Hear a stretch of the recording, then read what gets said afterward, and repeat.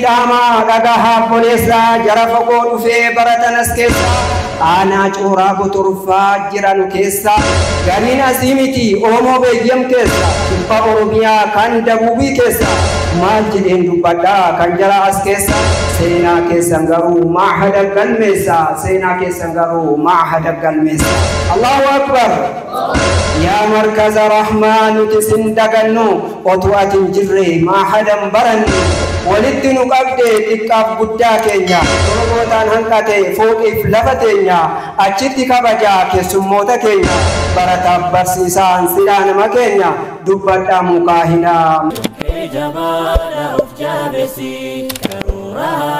basi milkesi wana rahuju erotin kenin haruma hujadu titumuri harakarusi kayosi dura milkesi. Assalamualaikum warahmatullahi wabarakatuh. Bismillahi jedin jalqabe barresa تعابي علماء مال التنفكسا يا علماء كينيا كنجرت نسكيسا بغد جيسني رحمة ساكسا كنو إيبي فمتن دفعا أرفيسا كان قري دقه هنديو بوليسا السلام عليكم إسي غراكسا السلام عليكم إسي غراكسا بغد مدني بغد جيسني سينا أجايبا أرض ركسني معهد أبا جفر هندو لجسني دبلوما نبسا كان أكا كيسني كل برسيسوف كنو أسكيسني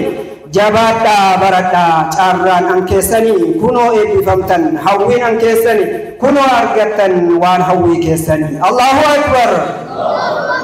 يا جرف جنيا أسكفي براتو ماتيو في ديسي أتوسي مررتو ilmi yoo rakkatan malee namaan galtu shahaada barumsaa fudhattanii galtu ammas dabartanii jaami'aa barattu waarisul anbiyaa isin maa dagattu jazaan keessan jannatal firdawsin dhattanii argattu seenaa maahadaa otuu wal dhageenye eega jalqabame takka gadin teenye kan akka haji hamzaa waa hedduu dhageenye seenaa ajaa'ibaa tokko na qaqqabe eenyu rabbiif jedhee fayyaa ofii dhabe kan otuu deemanuu miilli isaanii cabe ta'aabiin isaanii hadda nu qaqqabe ta'aabiin isaanii hadda nu qaqqabe Allahu akbar Allahu akbar namni waa hojjete silaa seenaan dhabu rahman rabbicha isaan haa qaqqabu واي حج شافي دغتمون قبو واي حج شافي دغتمون قبو اجا رحمتات رب فلال ككمين دغنا كنك حج كمال سلان دغتمو سينان نمغاري يا رب نفقدي مع الابرار وان سني داما غغها بوليسا جرف قول في برتنس كيسا انا چورا بطرفا جران كيسا